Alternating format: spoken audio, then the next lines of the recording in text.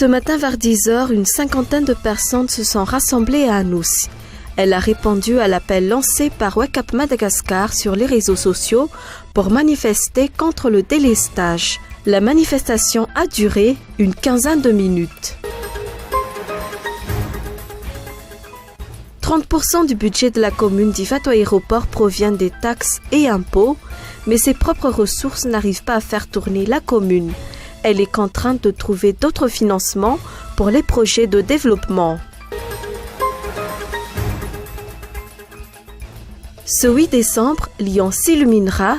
La fête des Lumières est une tradition médiévale devenue une attraction internationale. Cette année, les techniciens projettent de dessiner une carte des étoiles en 3D.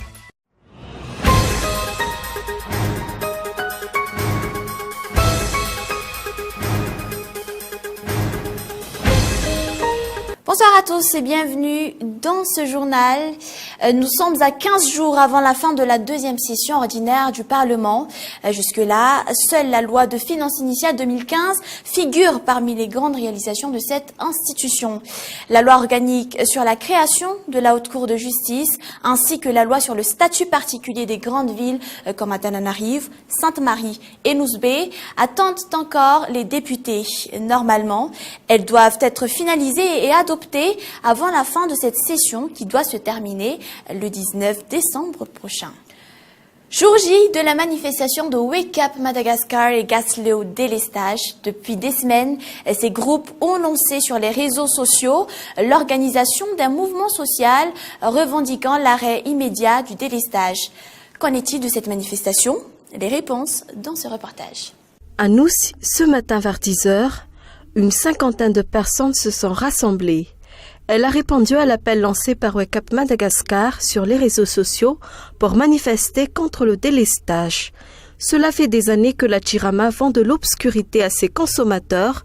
Si dans la capitale, la coupure d'électricité dure en moyenne 30 minutes à 1 heure, dans les régions, l'électricité est coupée une demi-journée par jour.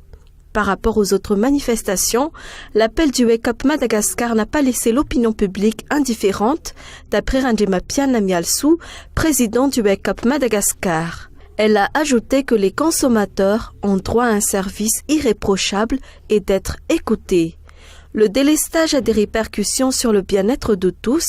La manifestation du Wake Up Madagascar est un mouvement pacifique censé alerter le régime actuel. Même si aucun débordement n'a été signalé à Anoussi et aux alentours, les forces de l'ordre ont quadrillé la zone.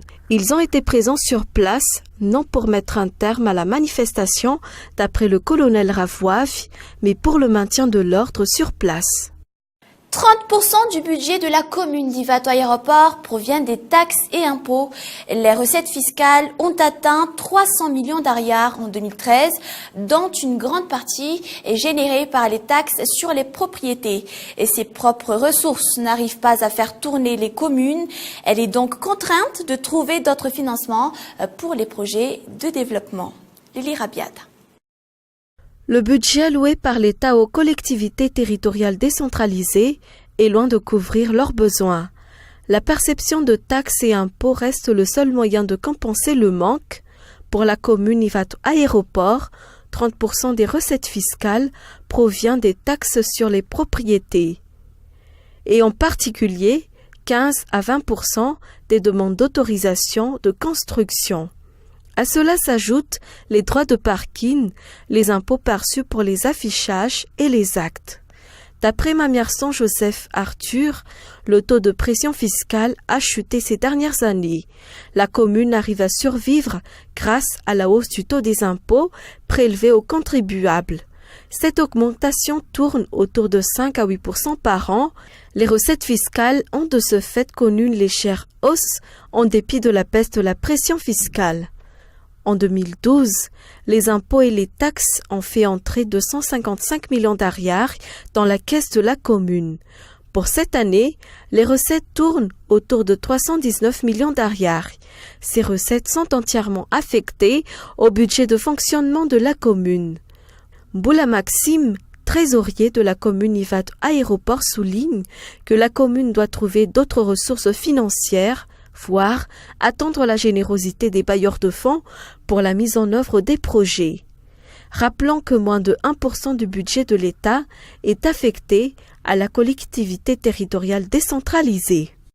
Les lunettes contre-soleil regorgent les marchés de la capitale. Leur coût varie de 1500 à 15 000 ariars chez les marchands ambulants, mais peut facilement atteindre 1 million d'ariars chez les opticiens certifiés. Selon l'avis des médecins, l'utilisation de lunettes non appropriées engendre des maladies. Les détails. La consultation d'un ophtalmologue spécialiste des yeux vaut au bas mot 15 000 ariars. Les lunettes à verre correcteur coûtent à partir de 30 000 ariars dans les magasins. En gros, il faut débourser pas moins de 45 000 ariars pour tout ce qui touche les yeux. Selon un opticien, l'utilisation des lunettes contre-soleil, surtout celles qu'on vend dans les rues et les magasins, non appropriées et nuisibles. En effet, ces accessoires ne filtrent pas les rayons ultraviolets. Dans les magasins spécialisés, le prix d'une paire de lunettes grimpe jusqu'à 1 million d'ariars. Leur avantage, elles ont passé des tests de laboratoire et les fausses marques sont faciles à détecter. Mais au prix auquel ces lunettes de prestige sont vendues, seuls 10% de la population peut se les payer. Selon les médecins, les conséquences de porter des lunettes bon marché sont très lourdes. Les coûts de soins sont plus importants que le prix d'une paire. Les entreprises déboursent chaque année entre 600 000 à 800 000 ariars pour le sapin et les décorations de Noël. Ces produits sont dans la plupart des cas importés. Les petites et moyennes entreprises locales n'ont qu'une toute petite part du marché. Les sapins Vita Malagas confectionnés dans le pays sont pourtant moins chers. Et c'est un reportage de Michael Ramarola. Les produits chinois inondent le marché. 80% des décorations de Noël vendues sur le marché proviennent de ce pays, à commencer par les sapins de Noël jusqu'aux décorations lumineuses. Moins attrayants d'après les consommateurs, les sapins Vita Malagas ou fabriqués localement sont délaissés. Ils sont pourtant vendus moins cher que les produits importés. Leur prix varie entre 6 000 ariars à 15 000 ariars, alors que les sapins chinois coûtent jusqu'à 200 000 ariars l'unité. Cette année, cet artisan malagasy a connu une hausse des chiffres d'affaires jusqu'à 34% par rapport à l'année dernière. Il arrive à écouler en moyenne 15 sapins par jour. Même éphémère, la vente de sapins de Noël est un secteur d'activité porteur à la veille des fêtes. Les bénéfices peuvent atteindre jusqu'à 100%. D'après Radzona Ndjianzak, président national du parti Uchkiaf, l'État doit promouvoir les secteurs d'activité pourvoyeurs d'emploi.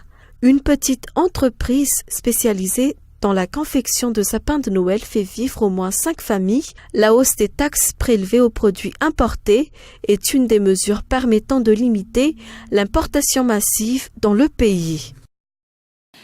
Cool TV concocte pour vous une nouvelle émission. Takari Vamafan sera coproduite avec W-Click Productions dans le genre Late Night Show. L'émission verra défiler plusieurs artistes, mais aussi des opérateurs économiques, des politiciens et de simples citoyens. La première émission sera lancée demain, 7 décembre, à partir de 20h45. Les explications.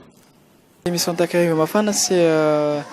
Je dirais, pour la définir en quelques mots, c'est le premier late night show à Madagascar.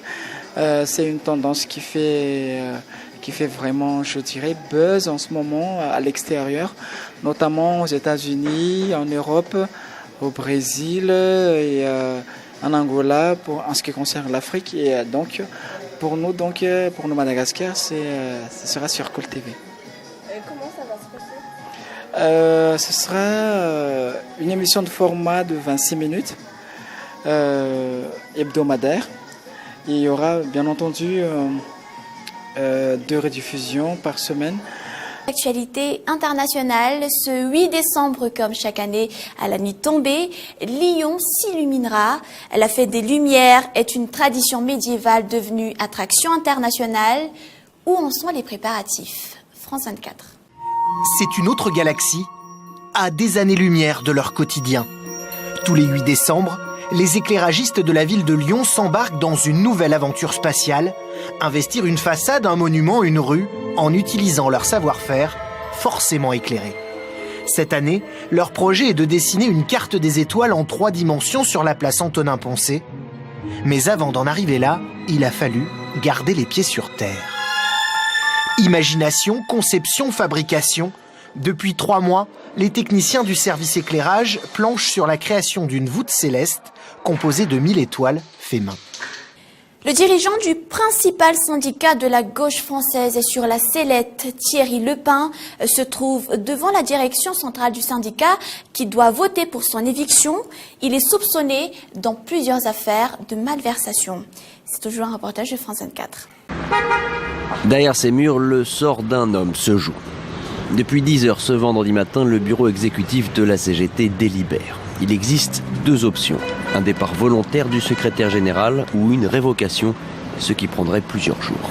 Mais le maintien de Thierry Lepin à la tête du syndicat semble être hors de question. D'abord, la publication des montants importants des travaux réalisés dans son appartement de fonction et dans son bureau l'avait fragilisé. Mais cette semaine, de nouvelles révélations lui ont donné le coup de grâce. 30 000 €, c'est le montant des indemnités de départ qu'il a perçu au moment de quitter le comité régional CGT de Normandie qu'il dirigeait avant de prendre la tête de la centrale. Indignation chez les militants et réunion de la direction. Cette fois, c'en est trop. Seulement 1 an et demi après sa prise de fonction, Thierry Lepin risque de quitter son siège. Un départ qui serait historique. Un secrétaire général débarqué de la CGT, ça n'est pas arrivé depuis plus d'1 siècle. C'est le moment du rappel des points qui ont marqué ce journal. Nous sommes à 15 jours avant la fin de la 2e session ordinaire du Parlement.